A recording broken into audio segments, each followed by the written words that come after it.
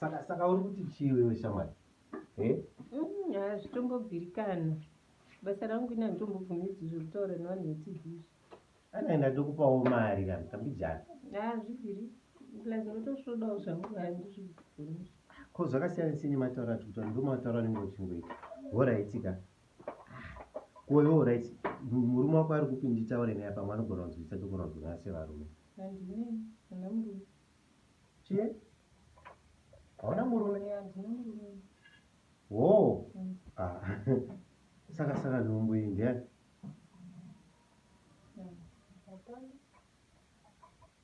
Wakangomitiswa ubva wasiyiwa.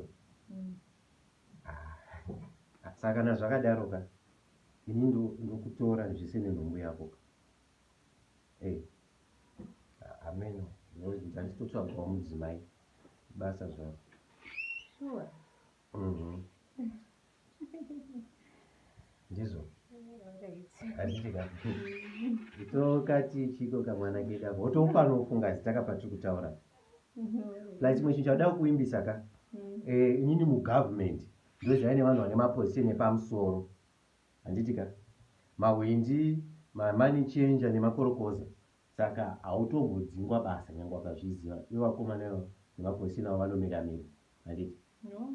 Saka hauri safe plus nenyaya yekutoti nini newega. Saka tongoita handitika. Hi there. Today I'm in Gutu Mpandawana. Tichitaura newe Jira wezhara wezhewe akamira pasaidi nenoyo. Ndines sister pane chimwe chipatara chandisingachatauri nezita. Vane nguva yakawanda vachishandira munomu. Vane zvauda kutiudzawo nenyaya yechild marriages, child pregnancies nechild abuse, kunyanya the girl child zviri kungoitika munomu. Munogona zvekutaura mumbofamba kudunhu kwedu kuno hazvichadomboshamisii izvozvo nokuti zvana zvinongotomitiswawo zviri zvana zvidoko ma13 ne14 years. Unotozongona zvongouya zvana zvavo zvagwara paya zvodouya tichitozvirapa pano. Saka vanosunungukira kudzimba zvozoya tozvibatsira, asi kuti tiripoti futi makesi dzakadai hazvidoiti nekuti kunoku zvinhu zvakadotambirika. Munhu wese anongozviita hazvichatomboshamisi. Saka ukadodoripota izvozvozvo unoswera wadomhanyiswa, havadodi kana kuzviihwa. Saka tatozvijaira isu, unotoona kuti chichana chine chana chacho.